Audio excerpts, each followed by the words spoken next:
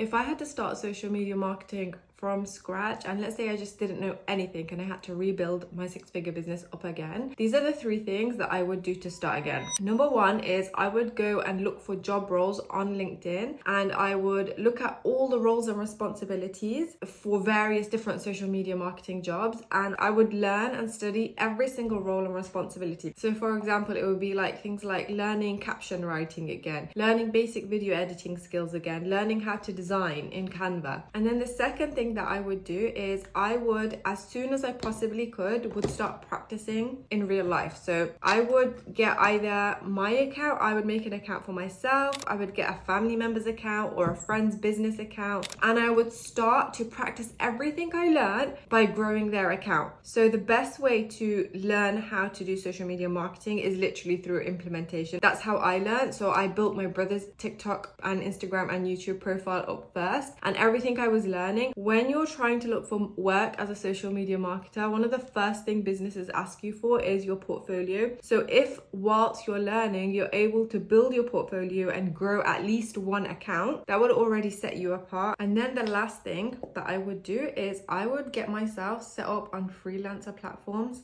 literally as soon as I possibly can. One of the best things about freelancer platforms like Upwork, when I made my first 100 grand, is there are roles there for everyone. And a lot of the time you will find jobs that are very beginner friendly, because the business, they don't need really experienced social media marketers. They'll just need really simple stuff done, like posting on stories or writing captions or very basic video editing in CapCut. And it's a really good way to gain experience, to get testimonials, and to build up a profile on a freelancer platform. And now I would be considered an expert on the account, and I'm no longer a beginner because I've been doing it for so long. I get really good job offers and I am paid very well. And the last thing I did to really stand out as a social media marketer was I built my personal brand. I honestly think I should have done this much earlier in my journey. I only started building my personal brand like a year and a half ago properly, because when you're sort of pitching yourself to brands and businesses, you can be like, oh, like, and you can check me out and check my work out on social media too, and then they will go to your social media and then it will just be great because they'll be able to see who you are, they'll see you're a real person, they'll see you're actually doing this and you're passionate about it. But yeah, those are the three, or let's say four things that I would do if I had to start my social media marketing business from scratch.